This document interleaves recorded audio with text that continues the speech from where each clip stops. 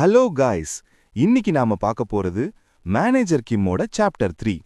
போன எபிசோட்ல அந்த மெசேஜை பார்த்த நம்ம ஹீரோ அப்படியே உடைஞ்சு போயிட்டாரு. அங்கிருந்து தான் இன்னைக்கு கதை ஆரம்பிக்குது.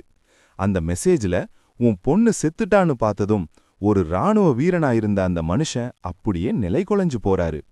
உலகத்தையே பொசுக்க நினைக்கிற ஒரு சிங்கம் இப்போ தான் மகளுக்காக அழுறத பார்க்கவே மனசுக்கு கஷ்டமா இருக்கு கைஸ்.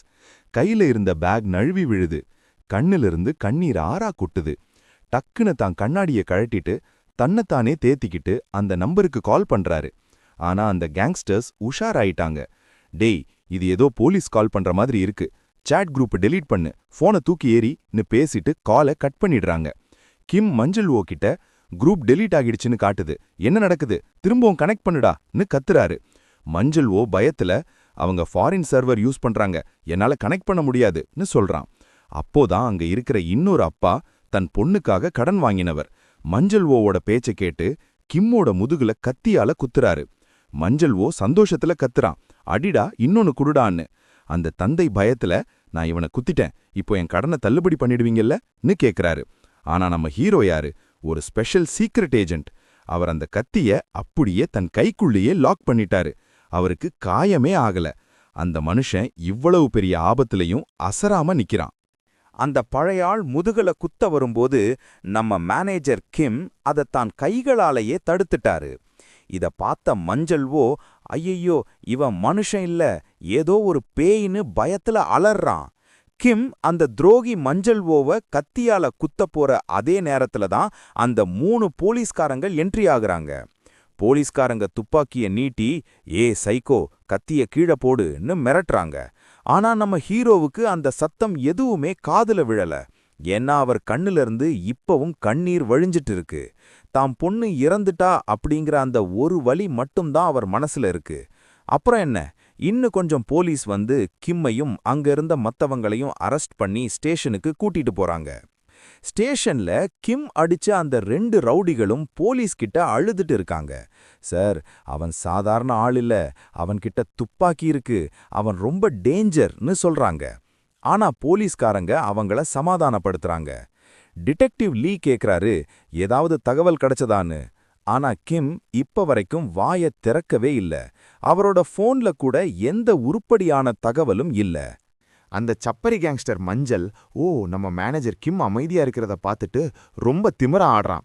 ஏய், வாயை திறந்து சொல்லுடா, இதெல்லாம் நீதானே பண்ண, உன் பொண்ணை தேடி வந்துதானே இவ்வளவு ரகலை செஞ்சேன்னு சொல்லி விலங்கு மாட்டப்பட்ட கிம்ம போட்டு மிதிக்கிறான். பாவம் கைஸ், நம்ம மேனேஜர் கிம் ஒரு நிமிஷம் யோசிச்சு பாருங்க.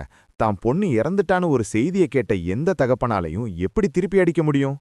அந்த ஒரு வழியில அவர் அப்படியே தரையில படுத்து அந்த ரவுடியோட அடிகளையெல்லாம் வாங்கிக்கிறாரு.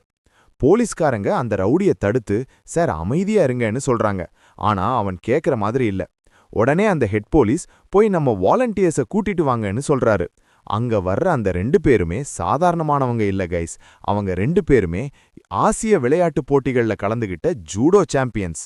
அவங்க அந்த ரவுடியை பிடிச்சு, சார் இங்க ஒழுங்கா இருக்க கத்துக்கோங்க, இல்லனா உங்க எலும்பெல்லாம் உடஞ்சிடும்னு வார்னிங் கொடுக்கறாங்க. அப்போதான் அந்த மிராக்கிள் நடக்குது கைஸ். அங்க ஒரு ஃபோன் பெல் சத்தம் கேக்குது. அது வேற யாருடைய ஃபோனும் இல்ல, நம்ம மேனேஜர் கிம்மோட ஃபோன் தான். ஒரு போலீஸ்காரர் அந்த ஃபோனை எடுத்து பார்த்துட்டு அப்படியே ஷாக் ஆகுறாரு. என்னது, இவன் பொண்ணுகிட்ட இருந்தா கால் வருது அப்படின்னு அவர் வாயை திறந்த அடுத்த செகண்ட் பொண்ணு அப்படிங்கிற அந்த வார்த்தை கிம்மோட காதுல விழுந்ததும் அவரோட கண்ணுல ஒரு மின்னல் மின்னுது. அந்த போலீஸ்காரர் மேனேஜர் கிம் கிட்ட போய், சரி சார் அமைதியா எழுந்துருங்கன்னு சொல்லிட்டு அவரோட கைய பாக்குறாரு. அங்கதான் ஒரு பெரிய ஷாக்கு. கிம்மோட கையில இருந்த அந்த விலங்கு ஹேண்ட்கஃப்ஸ் ஏற்கனவே கழட்டப்பட்டிருக்கு. அவர் எப்போ அதை திறந்தாருன்னு யாருக்குமே தெரியல. இன்னொரு பக்கம் ஒரு போலீஸ்காரர் ஃபைல திருப்பி பார்த்துட்டு அந்த சந்தேக நபர் அவரோட பொண்ணை பத்தி ஏதாவது சொன்னாரான்னு கேட்டுட்டு திரும்புறாரு. திரும்பின அந்த ஒரு செகண்ட்ல அவர் கண்ணையே அவரால நம்ப முடியல. ஏன்னா அங்க இருந்த அத்தனை ரவுடிங்களும் போலீஸ்காரங்களும், ஏன் அந்த 2 ஜூடோ சாம்பியன்ஸும் கூட ரத்த காயத்தோட தரையில விழுந்து கிடக்குறாங்க. இது எல்லாமே வெறும் 10 செகண்டுக்குள்ள நடந்திருக்கு காய்ஸ். ஒருத்தர் கூட மேனேஜர் கிம் எப்படி அடிச்சாருன்னு பார்க்கவே இல்ல. அந்த அளவுக்கு ஒரு இன்விசிபிள் வேகம். அந்த கடைசி போலீஸ்காரர் மிரண்டு போய் இங்க என்ன நடக்குதுன்னு யோசிச்சு முடிக்கிறதுக்குள்ள மேனேஜர் கிம் அவருக்கு பின்னாடியே வந்து நிக்கிறாரு. அந்த போலீஸ்காரரை அப்படியே தூக்கி ஒரு அலமாரியில போட்டு தள்ளிட்டு, சத்தம் போடாத, அமைதியா இருன்னு ஒரு மிரட்டல் விடுறாரு. அவரோட குரல்ல இப்போ அந்த மரண பயம் தெரியுது. அவரோட போனை அந்த போலீஸ்காரர் கையில இருந்து பறிச்சுட்டு கால் அட்டென்ட் பண்றாரு. ஹலோ மிஞ்சி அப்படின்னு கேக்குறாரு. உங்களுக்கு பிடிச்சிருந்தா இந்த வீடியோவுக்கு ஒரு லைக் போடுங்க. சேனலை மறக்காம சப்ஸ்கிரைப் பண்ணிடுங்க. அடுத்த பாட்டுல சந்திப்போம். அது வரைக்கும் டாடா பை பை.